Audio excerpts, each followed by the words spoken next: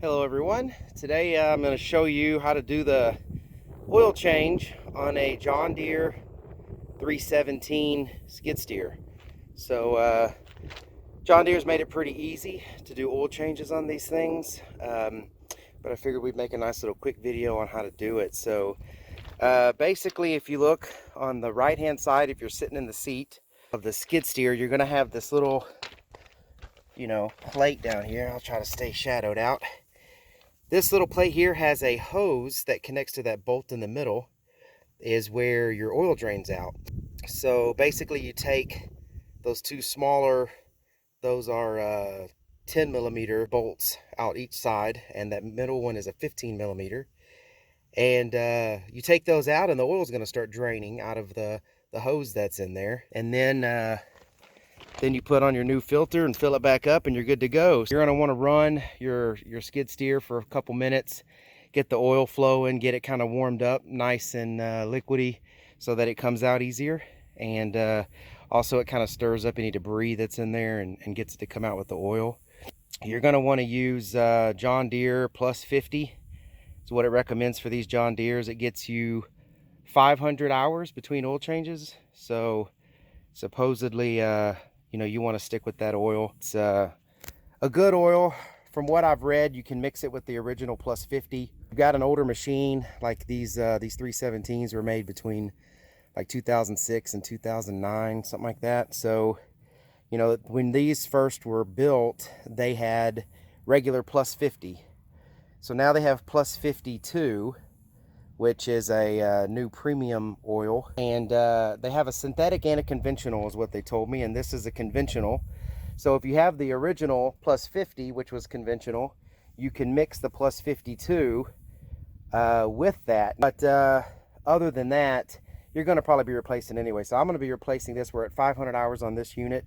I'm going to be replacing the engine oil on this, topping off the hydraulics, and then doing checks on the chain case, the drive case, and other things on the unit. But this video right now is going to be just about how to do the oil change. So again, this is the plate you need to remove to get to the hose. This is a 10 millimeter, sorry. And just take these out. I've already loosened them up a little bit. They were, kind of rusty from being here. I'm not sure if the guy that I bought this from had ever change the oil in it. You're supposed to change this after 250 hours for a break-in. Then from there forward, you're supposed to be able to get 500 hours out of each oil change. So as you see, this plate comes off, and this is a hose. Don't pull it too far. That's about as far as I'm going to pull it. And when you're in there draining it, you may want to clean that out. All right, so basically I'm going to show you a little bit more about this. This is actually the plug. It's 1 1/16, and the back, the head bolt of that is 1 1/8. And as you can see, I put a bar on that to keep from twisting that hose too much when I used my 2-foot breaker bar to break that loose. But I did have to spray it pretty good with some WD-40 and some BB Blaster. But anyways, I got it loose and it's going to work. So I'm going to drain the oil and let y'all see when I put it all back together and refill it. All right, so while that is still draining into the jug there, I've already got 2 1-gallon jugs out. So this 1-gallon jug shouldn't fill up, but I'm just going to keep letting that seep out. All right, but basically got to come over here now and open up the rear door. All right, so after opening the rear door over here that exposes the radiator and the hydraulic cooler, then you lift the door here that has the condenser, AC condenser on it. This is the rear hood, I guess you could call it.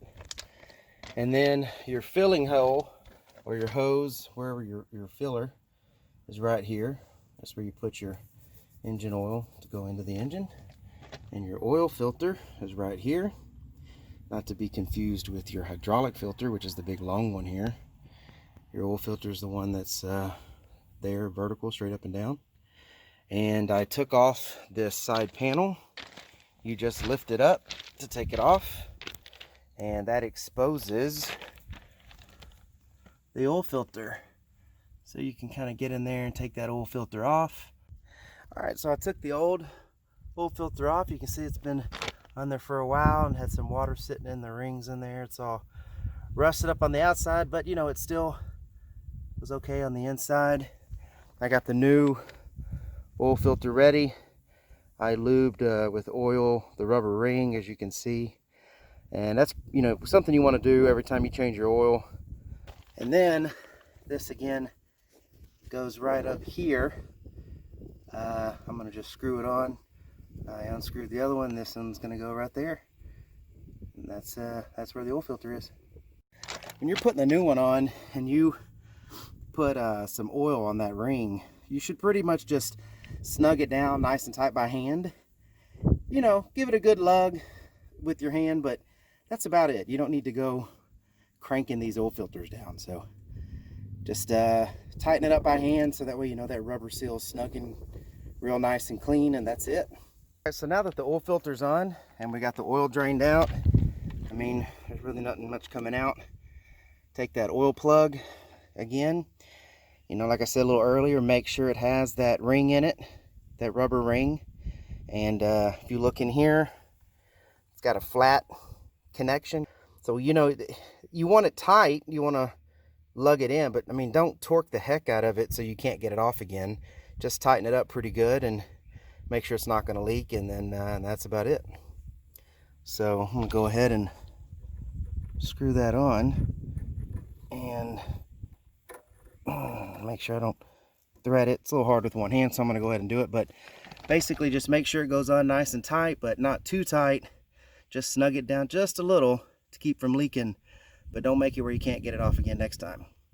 But now that I got that on, I'm going to actually leave it sticking out for a little while before I put that plate on it, because I'm going to put new oil in it and let it run for a while, heat up, get moving, and then I'm going to check the oil level, and I'm going to make sure that this oil is not dripping out of here. So if everything's good, then I'll put it all back in. All right, now it's time to fill the engine back up with oil. So this 317 calls for 2.4 gallons of oil when you put on a new filter. So, because there's going to be new oil that goes into the filter. So if you buy a 2.5 gallon container, you should be able to pour pretty much that entire thing in there and be perfect. So I'm going to go ahead and do that now. And I don't think I'm even going to need a funnel, since I bought the small oil container. This isn't a typical, sorry, camera's not on it. This isn't a typical just regular twist off. You just twist it and then you pull it up. So it's not like it screws on or anything. All right, I got all 2.5 gallons in there. Did end up using a funnel. Found one in the shop. It's a mess in there, but I was able to find the funnel. And so I got it filled up.